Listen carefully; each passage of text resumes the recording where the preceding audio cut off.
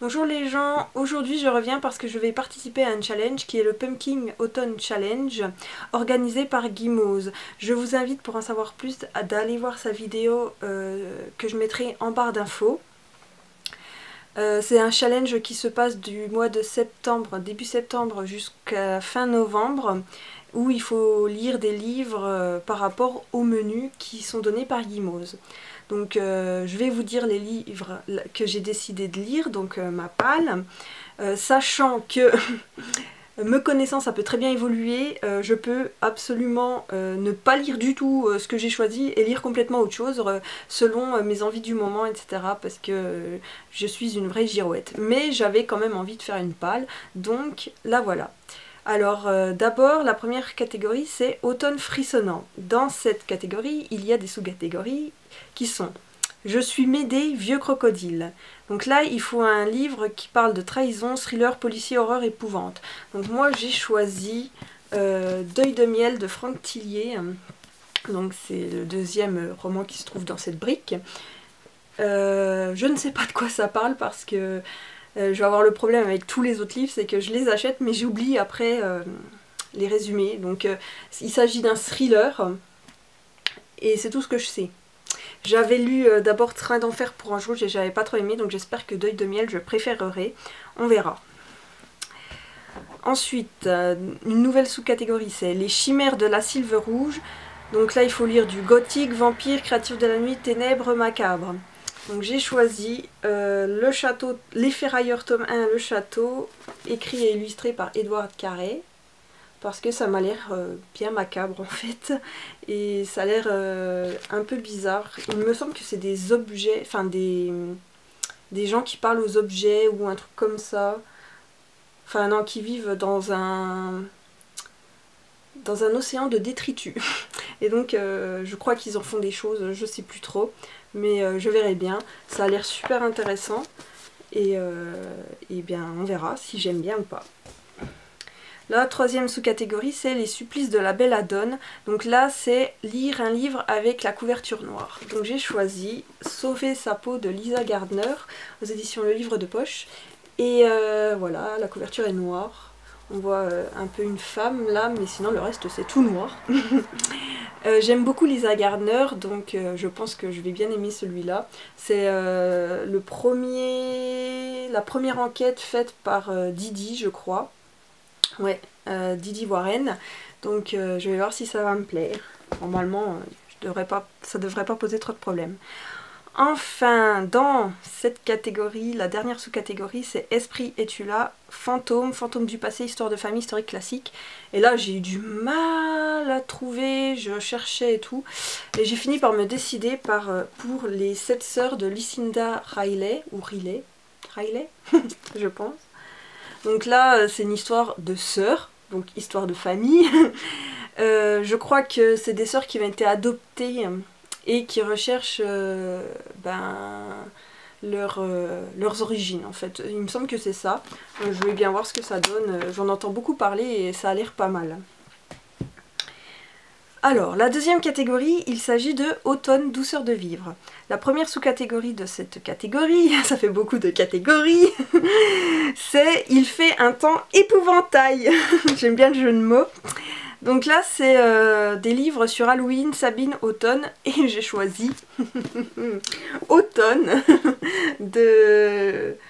Comment ça se prononce tout ça? Jean-Henrik Nielsen. À mon avis j'ai très mal prononcé mais c'est pas grave. Donc c'est aux éditions Albin Michel Louise. Et ça s'appelle Automne. Et c'est tout ce que je sais. Je crois que c'est une dystopie. Mais ça s'appelle Automne, donc ça rentre dans la sous-catégorie. Et j'espère que je vais aimer parce que ça fait super longtemps que je l'ai dans ma palle. Je sais pas du tout de quoi ça parle et ça a l'air pas mal. J'aime beaucoup la couverture. Et comme j'aime bien tout ce qui est dystopie et tout, j'espère que je vais apprécier. Alors, la deuxième sous-catégorie, c'est Siroter un chocolat chaud à la cannelle sous les saules. Et là, il faut parler de anthropomorphisme, enfance, feel-good, cocooning. Et moi, j'ai choisi un feel-good, enfin, ce que je prends pour un feel-good, moi. Ma vie, mon ex et autres calamités de Marie Vareille. Donc, il faut savoir que j'adore cette autrice. Et J'avais très envie de lire, je crois que c'est son premier, enfin en tout cas c'est celui que j'ai pas lu, le seul que j'ai pas lu d'elle c'est celui-là. Donc j'ai vraiment hâte de m'y plonger. C'est aux éditions Charleston et voilà, j'ai hâte de pouvoir me le faire. Ça a l'air feel good, donc j'espère que ça rentrera bien dans la sous-catégorie. Après, la sous-catégorie suivante c'est Fafnir ton assiette, sinon pas de piécettes. Donc là, il faut que je lise sur les créatures légendaires, fantastiques, petits peuples, féerie, contes, légendes, mythes.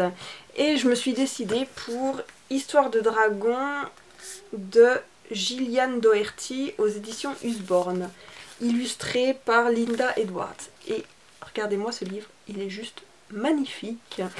Et à l'intérieur, il y a des contes avec des illustrations, mais c'est trop beau quoi.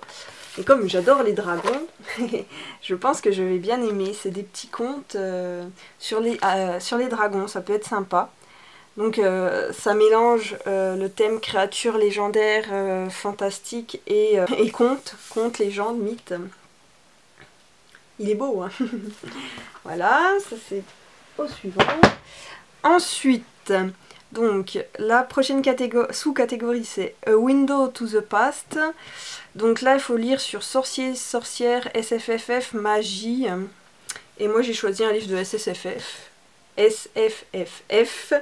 Et il s'agit de L'étrange vie de Nobody Owens de Neil Gaiman. C'est aux éditions J'ai lu et je pense que c'est de la SFFF. J'espère. C'est dans la collection imaginaire, donc je pense que ça rentre. Et j'ai très hâte de le lire, celui-là. Donc voilà.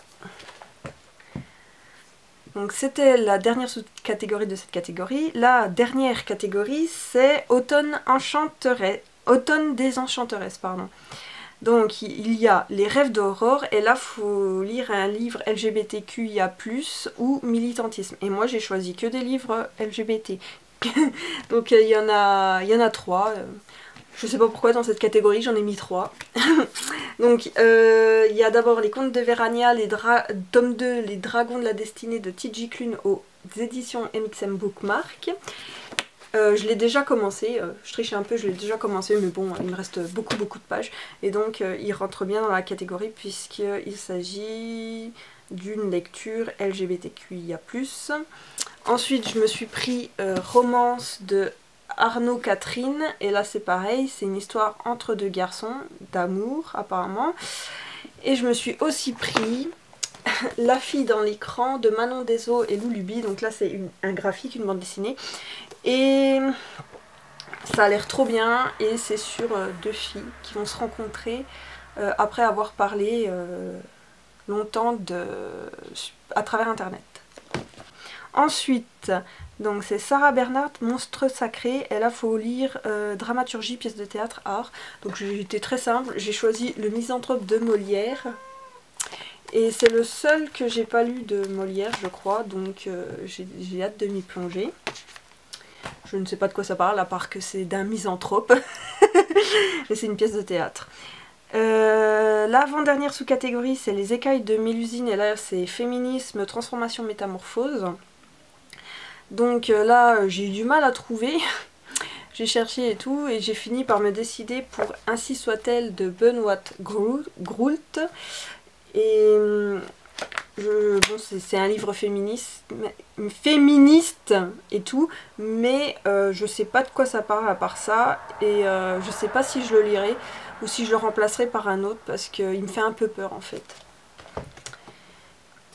Et enfin, la dernière sous-catégorie, désolée il y a mon chat qui vient, c'est Nausicaa de la vallée du vent. Donc là il faut parler de nature writing, écologie, nature post-apocalyptique, et j'ai mis Toby Loldes, le tome 1 de Timothée de Fontbelle. À savoir que ce livre je l'avais déjà mis dans un autre challenge et que je ne l'avais pas lu, donc j'espère que cette fois-ci ce sera la bonne et que je me régalerai, parce que j'aime énormément Timothée de Fontbelle. C'est des éditions Folio Junior, et voilà, ça devrait aller, il y a des petites images à l'intérieur et tout, j'espère que ça va me plaire, normalement oui, et j'espère surtout que je le lirai. Donc voilà, tout ça c'était ma palle. Donc comme je l'ai dit, ça va sûrement vivoter et tout ça. Je pense que je vais vous faire des vidéos vlogs pour que vous suiviez avec moi ce que je vais lire, etc.